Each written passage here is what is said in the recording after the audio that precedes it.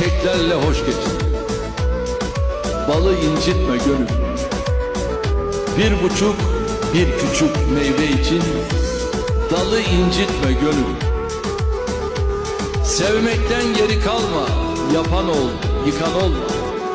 Sevene diken olma, gülü incitme gönül.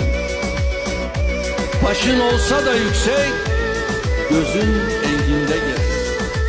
Kibirle yürüyerek yolu incitme gönül.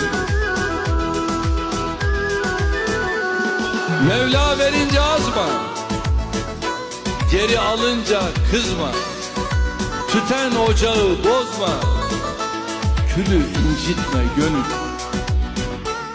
Dokunur gayretine, karışma hikmetine.